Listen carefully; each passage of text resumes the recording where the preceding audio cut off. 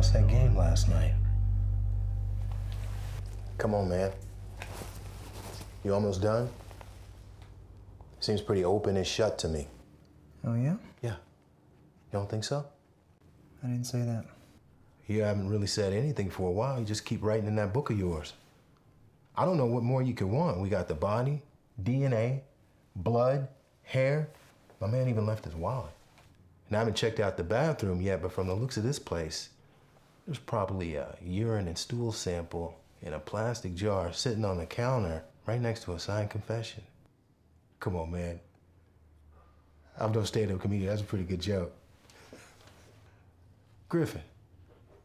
Come on, man, what's going on? Why you keep going over this crime scene like we're investigating the JFK assassination? Do you know what a come-on bet is? Oh, come on, Ben. What are you talking about? Talking about that Cowboys game last night. Oh, man, don't get me started on that. Can't believe the Cardinals beat the Cowboys. Cardinals are probably the worst team in football. What was the line on that game? Cardinals were favored by 1.5. Huh, that's interesting. One of the worst teams in football was favored over the Dallas Cowboys. Why do you think the Cardinals were favored in that game? That's a great question. Probably because they were playing at home. Cowboys had a couple of players hurt. I don't know, man. Maybe I thought Vegas missed on that one a little bit. One thing I know for sure is the guys at the Bellagio who set that line didn't just miss on that one a little bit. That was the nationally televised Monday Night Football game. That game is what I like to call a come-on bet. A come-on bet is when a game seems too good to be true. Not that it probably is, that it definitely is. The bookies were begging you to bet the Cowboys because they knew for a fact the Cardinals were going to win that game. Yeah, how do they know that? I don't know how they know. All I know is they definitely do.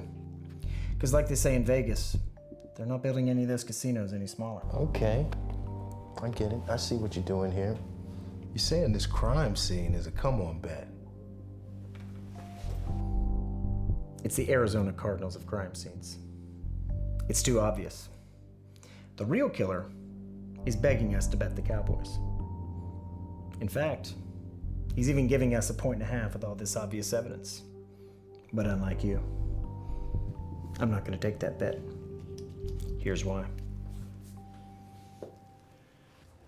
Number one.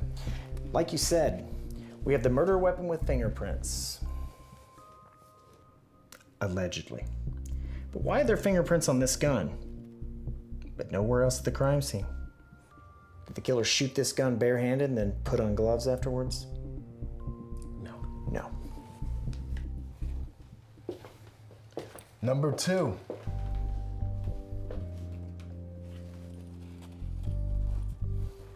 These shell casings are from a .357 caliber handgun. That's a Glock 19 that only shoots 9mm. It is physically impossible that these shell casings were fired out of that gun.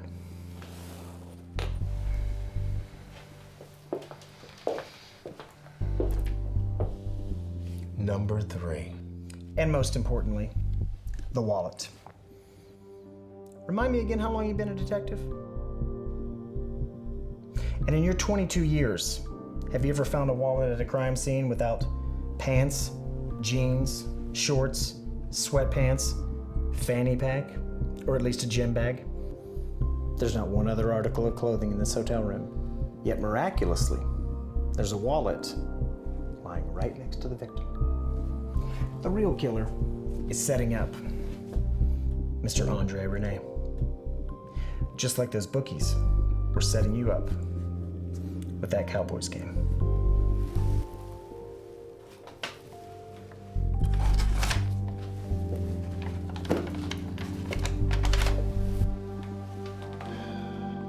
Damn it.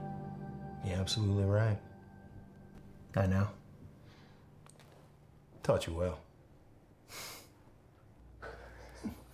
Okay, let's get out of here. Want to grab some breakfast while we wait on those lab results? Absolutely. By the way, who do you like in Thursday night's game this week? Packers or Bears? Oh, I don't bet.